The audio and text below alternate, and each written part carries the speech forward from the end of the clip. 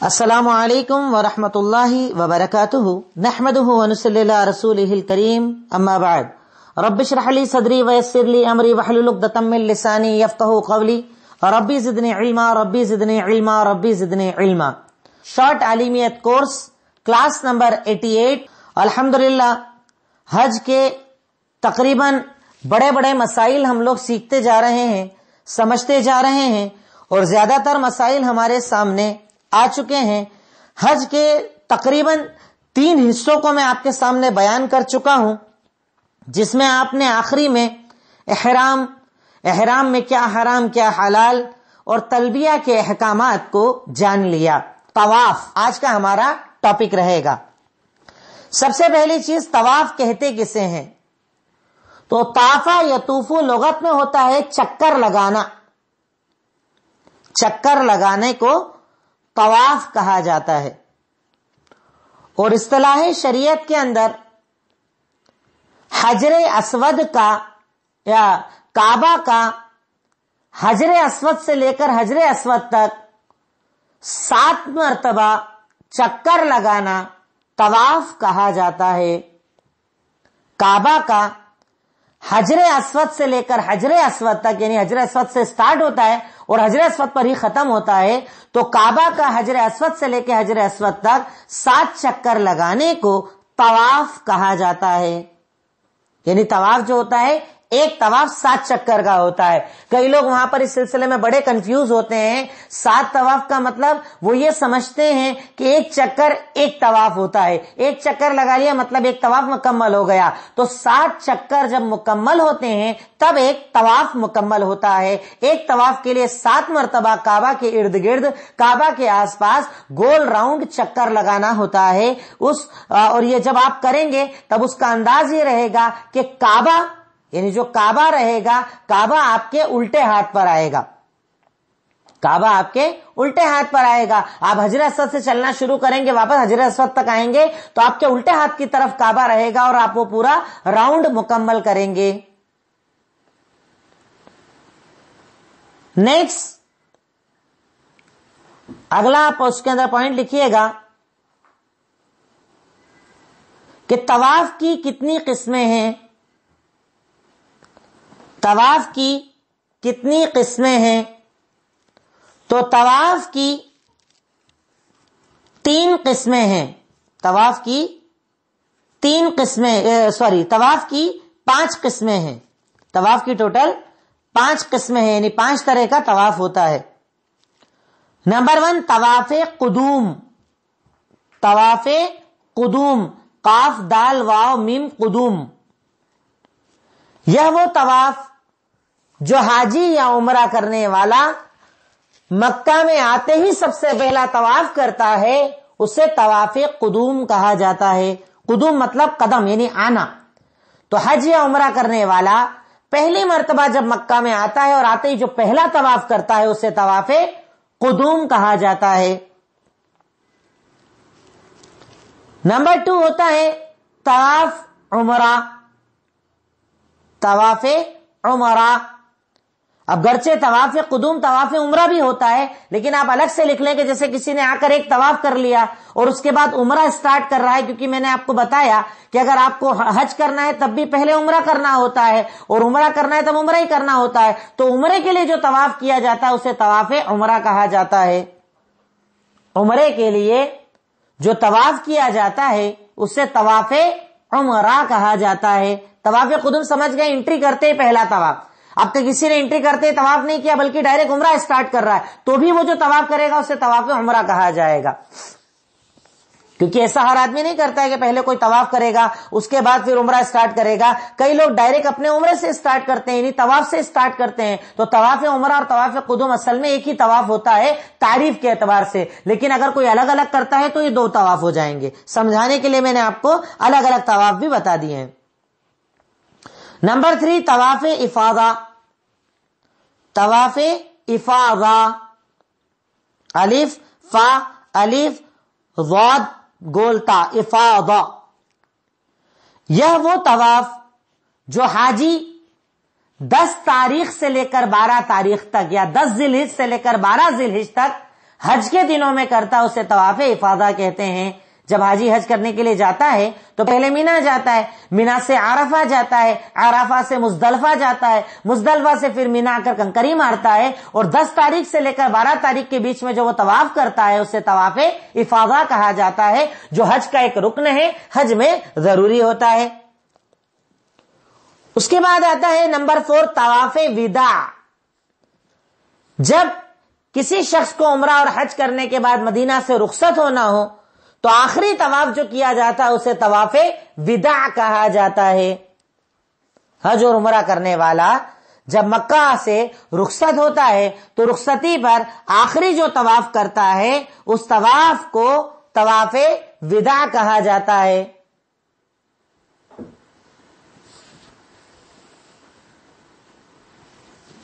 Next اس کے بعد number 5 نفلی طواف. یہ وہ طواف جو آدمی مکہ میں رہتے ہوئے بار بار کرتا ہے, صبح شام جب موقع ملتا ہے کرتا ہے, اسے نفلی طواف کہا جاتا ہے. نفلی طواف کا مطلب کیا ہوا کہ اب جیسے آپ مکہ کے اندر ہیں تو ہم لوگ کیا کرتے ہیں, جب تک وہاں رہتے ہیں بار بار طواف کرتے ہیں, جتنی مرتبہ اللہ توفیق دے ہم طواف کرتے ہیں, تو جو ایکسٹرا طواف کیے جاتے ہیں اسے کیا کہا جاتا ہے, نفلی طواف کہا جاتا ہے. اب آپ سمجھ گئے طواف کی کتنی قسمیں ہیں, تو طواف کی 5 قسمیں ہیں. طواف قدوم, آتے ہی سب سے پہلے جو طواف کیا جائے اسے طواف قدوم کہا جاتا ہے, مکہ کے اندر انٹری کرتے ہی طواف کیا جاتا ہے. نیکسٹ اس کے بعد ہوتا ہے طواف عمرہ, یعنی عمرہ کرنا جب آپ شروع کرتے ہیں اور اس کے لیے جو پہلا طواف کرتے ہیں اسے طواف عمرہ کہا جاتا ہے. حالانکہ میں اس کی ڈیٹیل کل کے درس میں آپ کو بتا دوں گا, حج کا پورا طریقہ, عمرہ کا پورا طریقہ, تاکہ آپ کا یہ کنفیوژن ختم ہو جائے. انشاءاللہ الگ سے شارٹ میں بتا دوں گا. نیکسٹ طواف افاضہ, حج کرنے والا 10 ذی الحج سے لے کر 12 ذی الحج تک جو طواف کرنے مکہ آتا ہے اسے طواف افاضہ کہا جاتا ہے. نمبر 4 طواف وداع, مکہ سے جب بھی آپ کو رخصت ہونا ہو, جب اپنے گھر جانا ہو یا مدینہ جانا نکلنا ہو وہاں سے, تو آخری جو طواف کیا جاتا ہے اسے طواف وداع کہا جاتا ہے حج کے دنوں میں. اور لاسٹ میں ایک طواف ہوتا ہے نفلی طواف. نفلی طواف یہ وہ طواف جو حاجی یا عمرہ کرنے والا جب تک وہاں پر رہتا ہے, مکہ میں رہتا ہے, تب تک وہ طواف کرتا رہتا ہے. اس طواف کو طواف نفلی طواف کہا جاتا ہے. اب اس کے بعد ایک یہاں پر لائن لکھ لیجئے گا, عمرے یا حج کے لیے جو پہلا طواف کیا جاتا ہے اس کا طریقہ کیا ہوتا ہے. عمرے یا حج کے لیے جو پہلا طواف کیا جاتا ہے اس کا طریقہ کیا ہوتا ہے.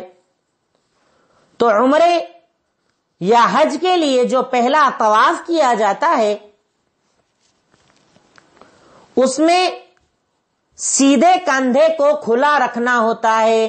مطلب چادر, جیسے آپ جینٹس کے لیے صرف یہ مسئلہ ہوتا ہے, لیڈیز کے لیے نہیں ہوتا ہے. تو جینٹس کیسے کریں گے کہ میں نے بتایا احرام میں کیا ہوتا ہے, چادر اوپر کندھے پر ڈال لی جاتی ہے, لیکن جب طواف شروع کرنا ہو تو اس سے کیا کرنا ہوتا ہے, الٹے کندھے پر چادر ڈلی رہے گی پر سیدھے کندھے کے نیچے سے چادر نکال کر کندھے کو کھلا رکھ دیا جاتا ہے. میں اس کا فوٹو آپ کو ابھی سینڈ کر دوں گا گروپ کے اوپر نوٹس کے ساتھ کہ کیسے وہ کندھا کھلا ہوتا ہے. تو مرد حضرات کے لیے عمرے یا حج کا جو پہلا طواف ہوتا ہے اس میں کندھا کھلا ہوتا ہے, اور شروعات کے پہلے 3 چکر ہوتے ہیں وہ تیز ہوتے ہیں اور بعد والے 4 چکر سلو ہوتے ہیں. یہ فرق سمجھ لیجئے گا. عام طواف کیسے کرتے ہیں, کامن کپڑے پہن کر کندھے ڈھک کر ہمیشہ آپ کو طواف کرنا ہے. لیکن حج اور عمرے کا جو پہلا طواف ہوتا ہے اس میں یہ عمل کیا جاتا ہے کہ پہلے تو سیدھے کندھے کو کھلا رکھنا ہوگا آپ کو طواف کرتے ہوئے, اور نمبر 2 پہلے کے 3 چکر, یعنی میں نے بتایا 7 چکر کا ایک طواف ہوتا ہے, تو پہلے 3 چکر تیز چلنا ہوتا ہے اور بعد والے 4 چکر دھیرے چلنا ہوتا ہے, اور اسے رمل کہا جاتا ہے. عربی میں اسے رمل کہا جاتا ہے, را میم لام رمل کہا جاتا ہے. یہ مسئلہ آپ سمجھ لیجئے گا. کئی آپ نے دیکھا ہوگا, ویسے تو یہ چیز جو لوگ گئے انہوں نے دیکھا ہوگا, اور اکثر فوٹو بھی انشاءاللہ میں آپ کو بھی بھیج دوں گا کہ سیدھا کندھا اس میں کھلا ہوتا ہے. پر یہ مرد حضرات کے لیے عمل ہوتا ہے کہ سیدھا کندھا کھلا رہے گا, الٹا کندھا ڈھکا رہے گا, اور اس کے بعد جب وہ طواف شروع کریں گے, مگر یہ صرف پہلے طواف میں ہوگا, ہر طواف میں نہیں ہوگا, نفلی طواف میں نہیں ہوگا. جو پہلا طواف ہوتا ہے اس کے اندر یہ ہوگا, جو حج اور عمرے کا طواف ہوتا ہے اس میں یہ عمل ہوگا. تو پہلے 3 چکر تیز چلائے جائیں گے اور بعد والے 4 چکر پر آدمی سلو چلے گا. اس کے بعد ایک چیز اور لکھ لیجئے گا, یا اگلا پوائنٹ لکھ لیجئے گا, طواف کی شرطیں. طواف کی شرطیں. طواف کی شرطیں کیا ہیں, کیا شروط ہے طواف کی؟ تو طواف کی شرطیں لکھیے گا. نمبر 1 نیت, کیونکہ نیت تو ہر عمل کی بنیاد ہے. پیچھے میں آپ کو کئی بار دلیلوں سے بتا چکا ہوں, نیت شرط ہے, نیت کے بنا اسلام میں کوئی عمل نہیں ہوتا ہے. نمبر 2 طہارت, باوضو ہونا, پاک ہونا, کیونکہ بے وضو طواف نہیں ہوتا ہے. نماز اور طواف میں صرف اتنا فرق ہے کہ طواف میں آپ بات کر سکتے ہیں, نماز میں بات نہیں کر سکتے, لیکن طواف کے لیے وہی شرطیں جو نماز کی شرطیں ہیں. تو وضو طواف کے لیے شرط ہے. صحیح بخاری حدیث نمبر 1641, اس میں ذکر ہے طہارت کا, وضو کا. صحیح بخاری حدیث نمبر 1641. تو طواف کے لیے وضو طہارت شرط ہے. جیسے میں نے پیچھے آپ کو بتایا کہ حائضہ عورت ہے, نفاس کی حالت میں, ناپاکی کی حالت میں تو طواف نہیں کر سکتی, طواف کے لیے طہارت شرط ہے. نمبر 3 سطر کا ہونا, یعنی پورا بدن ڈھکا ہوا ہونا چاہیے, سطر ہونا چاہیے, سطر ہونا چاہیے, پورا بدن ڈھکا ہونا چاہیے. سطر شرط ہے, سطر ضروری ہے. دلیل لکھ لیجئے گا, صحیح بخاری حدیث نمبر 4656. 4656 اس حدیث میں ذکر ہے, عرب میں پہلے یہ معاملہ تھا کہ ننگے ہو کر طواف کیا کرتے تھے, بنا کپڑے کے طواف کیا کرتے تھے, پر شریعت اسلام نے اسے حرام فرمایا کہ کوئی انسان بنا کپڑوں کے طواف کرے. سطر ضروری ہے, کپڑے ڈھکے ہونا چاہیے, بدن چھپا ہوا ہونا چاہیے, طواف میں یہ شرط ہے سطر کا ہونا. کیونکہ عرب میں جاہلیت میں یہ چیز عام تھی کہ برہنہ ہو کر طواف کیا جاتا تھا. شرط نمبر 4 طواف پورے کعبہ کا ہونا چاہیے. مطلب اس میں آپ کو دو فوٹوز مجھے آپ کو بھیجنا ہے, ایک تو احرام کیسے باندھنا ہے اس کا, دوسرا آپ کو میں بھیجوں گا کعبہ کا. آپ نے کعبہ کی تصویر دیکھی ہوگی, کعبہ کیسے نظر آتا ہے, اسکوائر شیپ میں, اور اس کے سائڈ میں گول چھوٹا ہوا ایریا نظر آتا ہے جس کو ہلکی سی دیوار بنائی گئی ہے, اسے حتیم کہا جاتا ہے. لیکن اگر آپ کو طواف کرنا ہے تو آپ کو پورے حتیم کے بھی باہر سے چلنا ہوگا. کئی حاجی یہ گڑبڑ کرتے ہیں کہ جب طواف کرتے ہیں تو وہ اسکوائر کا طواف کر لیتے ہیں اور بیچ میں جو حتیم کا ایریا ہے نا اس میں سے گزر جاتے ہیں. تو اس میں سے اگر آپ گزریں گے تو آپ کا طواف نہیں ہوگا. طواف کے لیے آپ کو پورا وہ اسکوائر اور اس کے آگے جو راؤنڈ سرکل میں بنا ہوا ہے اس کو ملا کر طواف کرنا ہوگا, تبھی آپ کا طواف مکمل ہوگا. تو آپ اس میں صرف اگر اتنا لکھ لیں کہ پورے کعبہ کا, یعنی کعبہ اور ساتھ میں حتیم کو ملا کر چکر لگانے سے طواف ہوتا ہے, نہیں تو طواف مکمل نہیں ہوگا. نمبر 6 جب آپ طواف کریں تو کعبہ آپ کے الٹے ہاتھ کی سائڈ پر ہوگا. الٹے طرف سے طواف نہیں کرنا, سیدھے طرف سے طواف, یعنی آپ طواف کریں گے تو کنٹینیو جو کعبہ ہے وہ آپ کے الٹے سائڈ پر چلے گا, یعنی الٹے ہاتھ کی سائڈ پر ہوگا. اس طریقے سے طواف کیا جائے گا. نمبر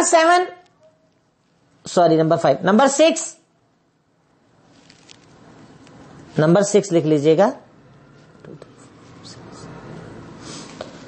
حجر اسود سے شروع ہو کر حجر اسود تک کے چکر کو طواف کہا جائے گا. یعنی ایسا نہیں کہ بیچ میں کہیں سے بھی شروع ہو گئے, حجر اسود سے سٹارٹ کرنا ہوگا اور حجر اسود پر ہی 7واں چکر کا اینڈ کرنا ہوگا.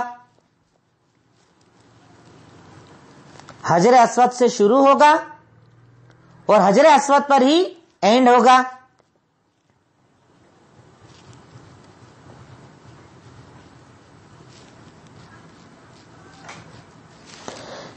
نیکسٹ اس میں لکھیے گا نمبر 7 حجر اسود کو شروع کرتے وقت یا تو طواف کو شروع کرتے وقت یا تو حجر اسود کو چوما جائے گا, نہیں تو ہاتھ سے اشارہ کر کے بسم اللہ اللہ اکبر کہا جائے گا.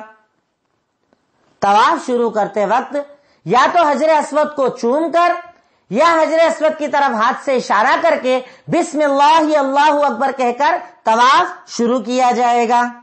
یہ طواف کا طریقہ بتا رہا ہوں میں پورا آپ کو کہ طواف کیسے ہوگا, کیونکہ اس میں کئی لوگ غلطیاں کرتے ہیں. تھوڑا آگے حجر اسود کے گئے اور بسم اللہ اللہ اکبر بول کر شروع کر دیا, طواف غلط ہو جائے گا. طواف حجر اسود سے ہی شروع ہوگا اور حجر اسود پر ہی ختم ہوگا. اور حجر اسود سے جب شروع کریں گے تو یا تو حجر اسود کو چومیں گے, اور اگر نہ چوم پائیں بھیڑ کی وجہ سے تو کم سے کم ہاتھ سے اشارہ کر کے بسم اللہ اللہ اکبر آپ کو کہنا ہوگا. نمبر 8 7 چکر کا ایک طواف ہوگا. 7 चक्कर का एक तवाफ होगा। और नंबर 9, ये 7 चक्कर कंटिन्यू होंगे। इसमें ऐसा नहीं कि उठकर बाहर चले गए फिर आ गए, कंटिन्यू करना पड़ेगा, एक साथ पूरे 7 चक्कर लगाना होंगे। सिवाय उसके कोई उज्र आ जाए, नमाज खड़ी हो जाए तो नमाज पढ़ लो, वहीं से दोबारा शुरू कर दो, लेकिन बिला उज्र के ऐसा नहीं कि छोड़कर चले जाएं फिर आकर 2 घंटे बाद 1 घंटे बाद पूरा कर लें, ऐसा नहीं चलता। उसमें तरतीब शर्त है कि एक साथ पूरे ये 7 चक्कर आपको लगाना होंगे। ये बुनियादी शर्तें हैं तवाफ की कि तवाफ जब आप शुरू करें, नियत पहले आप कर लें, तहारत बावजू हो जाए, सतर ढका हुआ हो, काबा के बिल्कुल पूरा काबा जिसमें हतीम आता है, हतीम के साथ वो तवाफ हो। ऐसा ना हो कि आप अंदर से गुजर जाएं हतीम के, उल्टे हाथ पर काबा मुकम्मल आपके रहेगा जब आप तवाफ करेंगे। हजर अस्वद से शुरू होकर हजर अस्वद पर एंड होगा। शुरू करते वक्त हजर अस्वद को या तो चूमा जाएगा या हाथ से इशारा करके बिस्मिल्लाह अल्लाहु अकबर कहा जाएगा। 7 चक्कर लगाए जाएंगे। और नंबर 9 लास्ट मैंने आपको बताया, ये 7 चक्कर एक साथ होंगे, तरतीब से होंगे, बीच में गैप नहीं होगा। इसमें एक पॉइंट लिख लीजिएगा कि हाइजा औरत तवाफ नहीं कर सकती। अगर कोई औरत उम्रा करने आई है, उम्रे की गरज से आई है, वो सारे काम करेगी, बस तवाफ नहीं करेगी, क्योंकि हैज की हालत में तवाफ नहीं किया जा सकता। दलील सही बुखारी हदीस नंबर 305। अल्लाह के नबी सल्लल्लाहु अलैहि वसल्लम ने हज़रत आयशा सिद्दीका को कहा, इफ़अली मा यफ़अलिल हाज इल्ला अल्ला ततूफी बिल बैत। हाजी जो जो अमल करेगा वो सारे अमल तुम करो सिवाय तवाफ के, यानी तुम सब अमल करो, सही करो, बाल थोड़े से तराशना है वो तराश लो, उसके बाद अरफा जाओ, मुज़दलिफा जाओ, मीना आओ, कंकरी मारो, कुर्बानी करो, सब करो सिवाय तवाफ के। तवाफ नहीं कर सकते, तवाफ के लिए वजू से होना, तहारत से होना शर्त है। तो अल्लाह के नबी सल्लल्लाहु अलैहि वसल्लम ने हजरत आयशा सिद्दीका रज़ियल्लाहु तआला अन्हु को यह बताया कि जब आप तवाफ करेंगे तो तवाफ आप तभी कर सकते हैं जब आप तवाफ तहारत के अंदर हो, नापाकी की हालत में तवाफ नहीं होगा। अब हम यहां पर लिखें तवाफ की सुन्नतें। तवाफ की सुन्नतें क्या है, क्या है सुन्नत तवाफ की, या तवाफ के क्या आदाब और क्या सुनन है, ये भी आप चीज लिख लीजिए ताकि बात जहन में रहे। कुछ चीजें ऐसी हैं जो जरूरी होती हैं, शर्त होती है, कुछ होते हैं जो अदब और सुन्नत होती है, पर दोनों पर एक मोमिन को अमल करना चाहिए। पूरे अदब के साथ, पूरी सुन्नतों के साथ अगर अमल किया जाए तो रब्बुल आलमीन आपके अमल को कबूल इंशाअल्लाह जरूर करेगा। अब सुन्नतें लिख लें आप। नंबर 1 रमल करना, जो मैंने आपको ऊपर बताया ना, 3 चक्कर जरा तेज चलना, बाद के 4 चक्कर स्लो चलना। ये सिर्फ जो स्टार्टिंग वाला तवाफ होता है उम्रे और हज वाला, उसके लिए मसला है ना, बाकी तवाफ के लिए नहीं है। रमल 3 चक्कर तेज, 4 चक्कर स्लो। सही बुखारी हदीस नंबर 1602। कुछ के मैं हवाले देता हूं, कुछ चीजें मैं आपको वैसे ही बता रहा हूं कि बात ज्यादा आपके लिए लॉन्ग ना हो जाए, इसलिए। रमल सही बुखारी हदीस नंबर 1602, जिसमें जिक्र इस हदीस के अंदर कि अल्लाह के नबी सल्लल्लाहु अलैहि वसल्लम ने हुक्म दिया कि पहले 3 चक्कर में तेज चला जाए, बाद के 4 चक्कर में स्लो चला जाए, यानी नॉर्मल चाल चली जाए। नंबर 2 इज्तिबा, अरबी वर्ड है अलिफ वाद रोए या अलिफ और ऐन।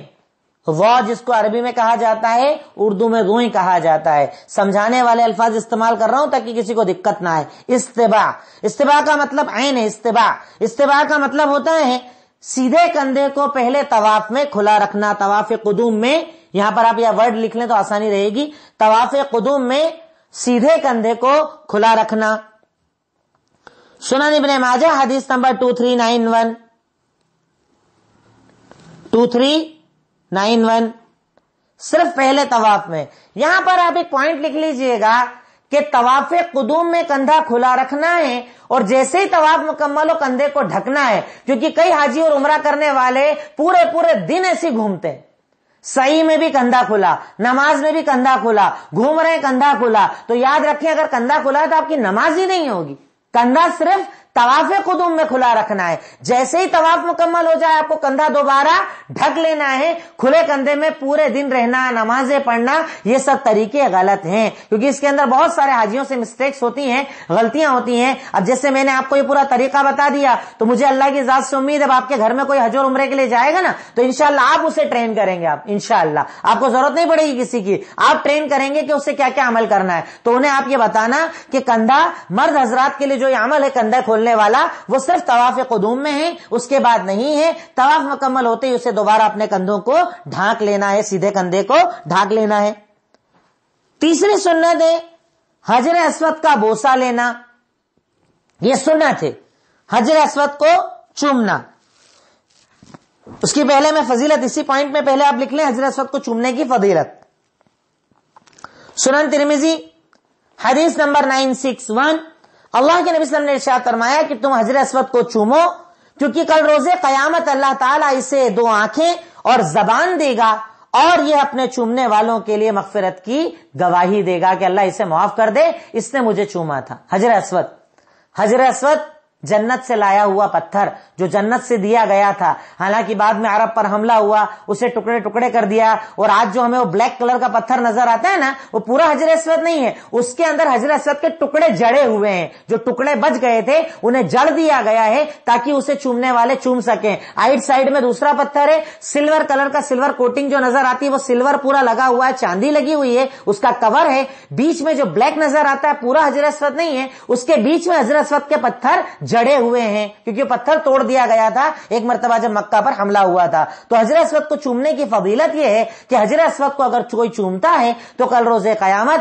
اللہ تعالیٰ اس پتھر کو 2 آنکھیں اور ایک زبان دے گا, اور یہ پتھر چومنے والوں کے لیے گواہی دے گا کہ اللہ رب العالمین اس نے مجھے چوما, تو اسے معاف فرما دے. تو اگر موقع ملے تو ضرور اسے چومنا چاہیے. لیکن یہاں پر ایک نوٹ ڈال لیجئے گا, ہمارے یہاں پر جانے والے حاجی اور عمرہ کرنے والے حضرات, خاص طور پر خواتین, رش ازدحام میں وہاں تک جاتی ہیں, کئی مرتبہ ان کے کپڑے پھٹ جاتے ہیں, روپٹے چھوٹ جاتے ہیں, کئی مرتبہ سطر کھل جاتا ہے. تو حجر اسود کو چومنا سنت ہے, لیکن اپنی عزت کی حفاظت کرنا فرض ہے. اگر ہلکا ازدحام ہو, اگر بھیڑ کم ہو, تو خواتین کو یہ کوشش کرنا چاہیے, نہیں تو اشارہ بھی کر دیں تو ان کے لیے انشاءاللہ کافی ہے, کیونکہ اللہ تعالیٰ عذر کو, اللہ تعالیٰ پریشانیوں کو دیکھنے والا اور جاننے والا ہے. یہ ساری باتیں میں آپ کو بتا رہا ہوں جو آپ بتائیں گے لوگوں کو انشاءاللہ. آپ کے یہاں سے جب کوئی جائے گا نا, آپ انہیں سکھائیں گے کہ ان چیزوں کا لحاظ کریں, کیونکہ آپ دیکھیں گے جو لوگ وہاں گئے انہوں نے دیکھا ہوگا خواتین بھیڑ کے اندر چلی جاتی ہیں. اب چلے تو گئے, نکل نہیں پا رہے ہیں, کہیں کرتا پھٹ رہا ہے, کہیں روپٹے چھوٹ جاتے ہیں, عجیب عجیب حادثات وہاں پر ہو جاتے ہیں. اور عزت کو بچانا تو فرض ہے نا, کس طریقے سے آپ یہ عمل کریں گے. تو اگر موقع نہ ہو تو آپ ہاتھ سے اشارہ کر لیں تو بھی آپ کے لیے انشاءاللہ کافی ہے. لیکن اگر موقع ہو, لائن بنی ہوئی ہو, الگ سے موقع مل گیا ہو, تو آپ حجر اسود کو سکون سے جا کر بوسہ دے سکتے ہیں. اب حجر اسود کو جو میں نے بتایا چومنا, اس کی ایک اور دلیل آپ لکھ لیں. صحیح بخاری حدیث نمبر 1597, حضرت عمر ابن خطاب کی مشہور حدیث ہے, بہت مشہور حدیث ہے. صحیح بخاری حدیث نمبر 1597, حضرت عمر ابن خطاب رضی اللہ تعالی عنہ حجر اسود کے سامنے کھڑے ہوئے اور کہا, یا حجر انی اعلم انک حجر لا تضر ولا تنفع ولولا انی رأیت رسول اللہ صلی اللہ علیہ وسلم یقبلک ما قبلتک. کیا کہہ رہے ہیں؟ حجر اسود کو خطاب کر رہے ہیں, حجر اسود سے بات کر رہے ہیں. اور کیا کہہ رہے ہیں؟ بات حجر اسود سے تو نہیں ہو رہی نا, لوگوں کو بتا رہے ہیں, لوگوں کو سکھا رہے ہیں. کیا کہہ رہے ہیں حضرت عمر ابن خطاب؟ اے پتھر, تو صرف ایک پتھر ہے, نہ فائدہ دے گا نہ نقصان دے گا, یعنی تجھے چومنے سے میرا فائدہ نہیں, نہ چومو میرا کوئی نقصان نہیں. میں نے اللہ کی قسم اگر اللہ کے نبی کو تجھے چومتے نہ دیکھا ہوتا تو میں تجھے نہ چومتا. اللہ اکبر. دیکھیں صحابہ کا ایمان, صحابہ کی اطاعت اور صحابہ کی اللہ کے نبی سے محبت, کیا درجے کی محبت تھی کہ عمر ابن خطاب کہہ رہے ہیں کہ تو ایک پتھر ہے, بات میں جانتا ہوں, فائدہ نقصان کچھ نہیں ہے تجھے چومنے سے, لیکن میں نے اللہ کے نبی صلی اللہ علیہ وسلم کو تجھے چومتے ہوئے دیکھا, اس لیے تجھے چومتا ہوں. یعنی اگر انہوں نے نہیں چوما ہوتا میں تجھے کبھی نہیں چومتا. کیا سیکھ رہے ہیں آپ اس حدیث سے؟ کیا سمجھ رہے ہیں آپ اس حدیث سے؟ اس حدیث کو جاننے والے وہاں پر نہ جانے کیا کیا عمل کرتے ہیں. اللہ رحم کرے, خاص طور پر بر صغیر ہند و پاک اور بنگلہ دیش کے مسلمانوں کے اوپر, کہ مکہ اور مدینہ جب جاتے ہیں نا ہر چیز کو چومتے, دیواروں کو, کھڑکیوں کو، دروازوں کو، زمین کو. ارے وہ زمین اس کے اوپر دھول بدل چکی ہے، کارپیٹ بعد میں لگایا گیا ہے، کھڑکیاں بعد میں بنائی گئی ہیں، ریگولر اس کا رینوویشن چلتا ہے، ہر چیز نہیں بنائی گئی ہے. ہمارے یہاں پر ہر چیز کو چومنا تبرک مانا جاتا ہے، اسے تبرک مان لیتے ہیں. لیکن یاد رکھیں حضرت عمر ابن خطاب کہہ رہے ہیں کہ میرے نبی کا چومنا ہی تبرک ہے، ورنہ کوئی اور چومنا تبرک نہیں ہوگا. اللہ کے نبی نے جس چیز کا بوسہ لیا اس کا بوسہ لیجئے، حجر اسود کا حکم دیا لیجئے، پر اس کے علاوہ چیزوں کو چومنے سے کوئی تبرک ملنے والا نہیں ہے، بلکہ یہ بدعت ہے، یہ گمراہی ہے، یہ دین سے خارج کرنے والی چیز ہے. اس سے ایک مسلمان کو بچنا چاہیے. آپ اگر انشاءاللہ جب اللہ آپ کو توفیق دے گا نا، آپ مدینہ جائیے گا. اور میں نے ایک اپنی ویڈیو کے اندر اپنے چینل پر بھی ویڈیو بھی ڈالی تھی جس میں نے ذکر کیا تھا غزوہ احد جس مقام پر ہوا تھا، وہاں پر ایک ٹیلا تھا جس پر اللہ کے نبی صلی اللہ علیہ وسلم نے 50 لوگوں کو رکھا تھا کہ تم یہاں پر تیر انداز ہو، ہماری حفاظت کرنا. ہمارے ہندوستانی جانتے ہیں کیا کرتے ہیں؟ وہاں سے مٹی بھر لاتے، ریت بھر لاتے ہیں، دھول بھر لاتے ہیں. حالت یہ ہوئی ہے کہ وہ ٹیلا بالکل ایک جو چھوٹا پہاڑی کی جیسے تھا وہ ایک چھوٹا سا ٹیلا بن گیا ہے. لوگ اس کو بھی تبرک کے طور پر بھر کے لے آتے ہیں. یاد رکھیں تبرک عمل کے اندر ہے. ہاں اللہ کے نبی صلی اللہ علیہ وسلم نے کوئی چیز آپ کے ہاتھ میں دی ہو، آپ کی چیزوں سے تبرک حاصل کرنا وہ ایک الگ چیز ہے. لیکن یہاں پر تو آپ کو پتا نہیں ہے نا، اللہ کے نبی نے نہیں کہا نا کہ مٹی سے پتھروں سے تبرک لیا جائے. یہ ایک اسلامی طریقہ نہیں ہے. ہمیں اس سے اپنے آپ کو بھی بچانا چاہیے اور اپنے گھر والوں کو بھی بچانا چاہیے. طواف کی اگلی سنت نمبر 4، طواف کے درمیان بات چیت نہ کرنا. ذکر کریں، اذکار کریں، دعا پڑھیں، بات چیت نہ کرنا. بات چیت کرنے سے بچنا چاہیے طواف کی حالت میں، طواف کی صورت میں. نمبر 5، دعا اور ذکر کرنا، اور خاص طور پر وہ دعا ربنا آتینا فی الدنیا حسنۃ وفی الآخرۃ حسنۃ وقنا عذاب النار. یہ مین دعا ہے جو طواف میں ہمیں بار بار پڑھنا چاہیے.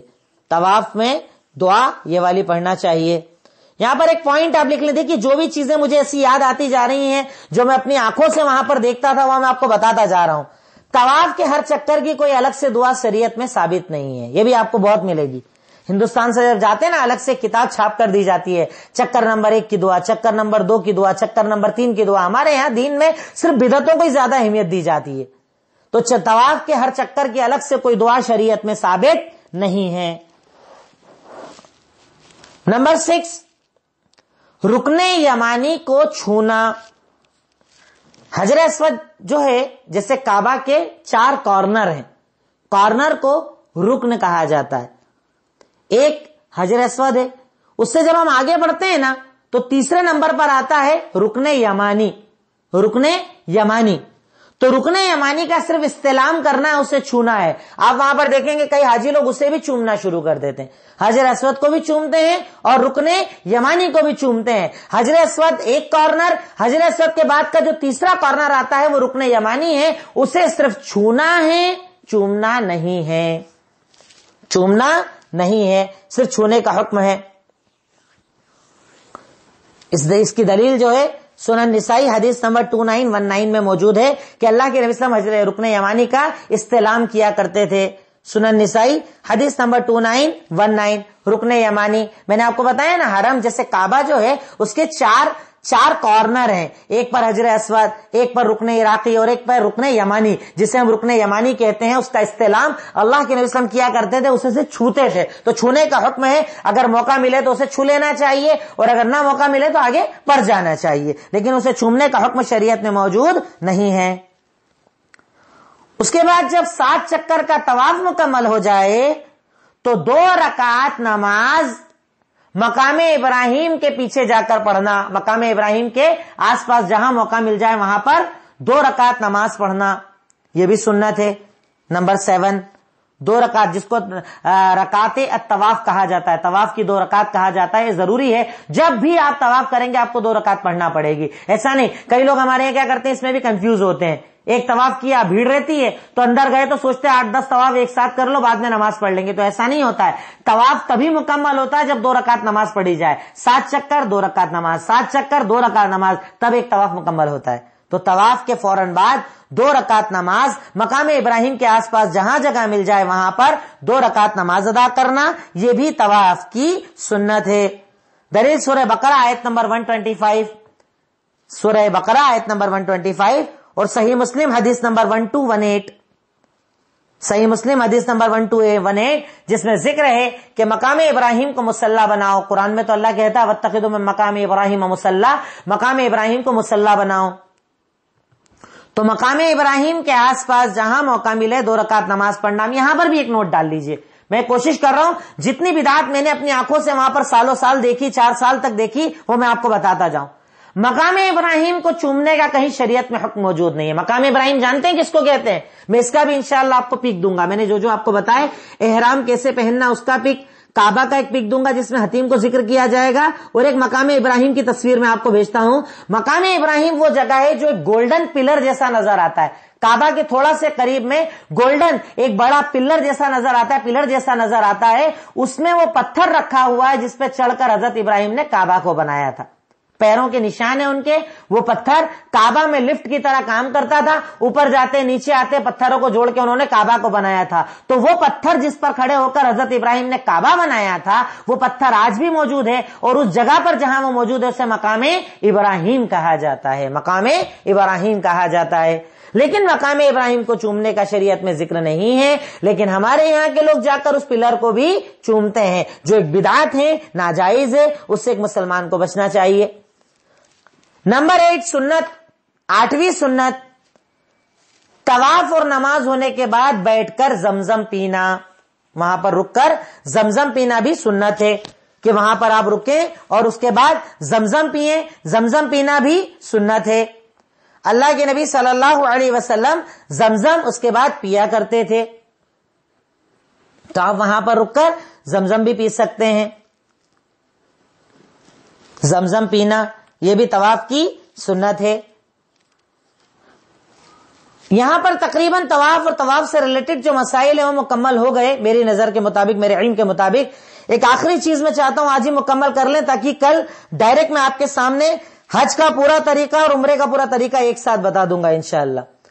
تو ایک آخری کچھ اس میں 1-2 چیزیں ہیں وہ میں ذکر کر دوں. نمبر 1 اس میں لکھ لیں آپ کہ طواف اگر کوئی عذر ہو تو سواری پر بھی کیا جا سکتا ہے. جیسے آج کل وہاں پر کیا ہوا ہے، بیسمنٹ میں گاڑیوں کا انتظام کر دیا گیا ہے. ایکٹیوا ٹائپ کی الیکٹرانک گاڑیاں ہوتی ہیں، آپ گاڑی لے لیجئے، اور اگر آپ کے پیر میں جیسے آج کل نارمل ہو گیا گھٹنوں کی تکلیف ہوتی ہے، لوگ چل نہیں پاتے ہیں، تو اگر چل کر کرنے کی طاقت نہ ہو تو آپ گاڑی پر بھی طواف، کیونکہ سواری پر بھی اللہ کے نبی صلی اللہ علیہ وسلم نے خود طواف کیا ہے، تو سواری پر اگر طواف کیا جا سکتا ہے تو پھر گاڑی کے اوپر طواف کرنا اسی کا ایک حکم ہوا ہے. اس وقت کے اندر جیسے اس وقت میں معاملہ یہ تھا کہ اس وقت میں گاڑیاں نہیں ہوتی تھی، اس وقت کے اندر جانور ہوا کرتے تھے، تو آج اگر کسی کو ایسا معاملہ ہے تو انسان سواری پر سوار ہو کر بھی طواف کر سکتا ہے. اس کی آپ دلیل لکھ لیں، صحیح بخاری حدیث نمبر 1633.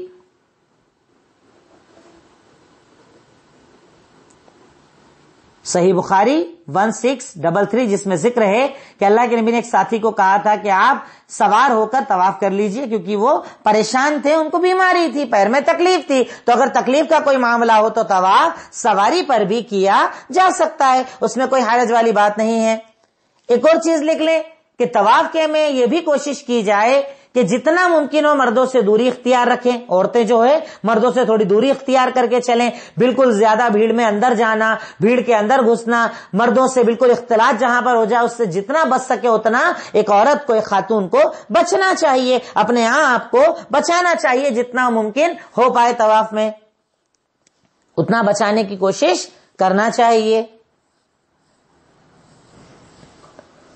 تقریباً ان چیزوں پر آج ہمارے طواف کا بیان مکمل ہوتا ہے. اب کل کے درس میں انشاءاللہ اللہ نے چاہا تو سعی کے بعد حج اور عمرے کا مختصر سا طریقہ، جتنے اللہ تعالیٰ نے طاقت اور توفیق دی، اللہ نے چاہا تو مجھے امید ہے کہ کل انشاءاللہ حج کا بیان 5ویں پارٹ میں ہمارے سامنے مکمل ہو جائے گا. اللہ تعالیٰ سے دعا کرتا ہوں، اے الہی، اے مولا، اے رب العالمین، اے خالق مالک رحمان رحیم، تو ہمیں حج بیت اللہ الحرام اور عمرے کی سعادت نصیب فرما دے. اللہ جب ان باتوں کو ہم سن رہے ہیں، پڑھ رہے ہیں، تو سارا منظر ہماری آنکھوں کے سامنے آ جاتا ہے. اللہ تعالیٰ تو ہمیں توفیق دے، ہمیں یہ طاقت دے کہ ہم حج بیت اللہ کے لیے جا سکیں، ہم عمرے کے لیے جا سکیں، ہم اس سعادت کو ادا کر سکیں. اللہ تعالیٰ ہم تمام کو حج اور عمرے کی توفیق عطا فرمائے. وآخر دعوانا الحمدللہ رب العالمین. السلام علیکم ورحمۃ اللہ وبرکاتہ.